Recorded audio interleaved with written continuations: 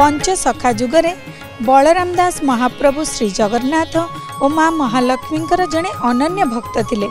जेते संख्यक भक्त देखा जाती तांको मध्यरे बलराम दास तांकर अनवद्य सृष्टि जरिया रचना जरिया जनमानस रे पहुँची पारिथिले।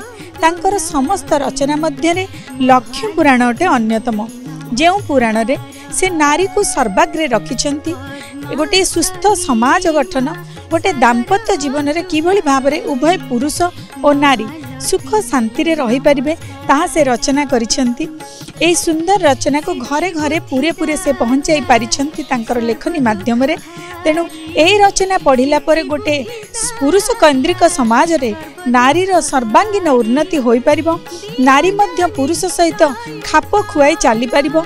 नारीर मध्य संसार रे समाज रे तथा परिवार रे प्रतिष्ठा बजाय रहबो। ए सब को दृष्टि रे रखी से लक्ष्मी पुराण रचना करथिले। सेतेबेले समाज पुरुष केन्द्रिक थिला। पुरुष मानक विशेष प्राधान्यता दिया जाउथिला। भेदभाव मध्य अनेक प्रकार आमको उदाहरण देखा मिलूला। तेणु से समय रे से लक्ष्मी पुराण रचना करी साम्यवादर प्रतिष्ठा करिसेंती और महालक्ष्मी माध्यम रे प्रतिटी नारी चरित्र को से सम्मान जणाइछंती।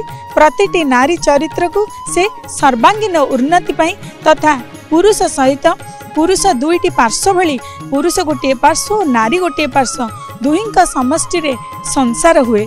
तेणु संसार को आग को बढ़ाई सुचारू रूपे प्रति मनीष निकट में पहुँचाइबा से लक्ष्मी पुराण रचना करथिले।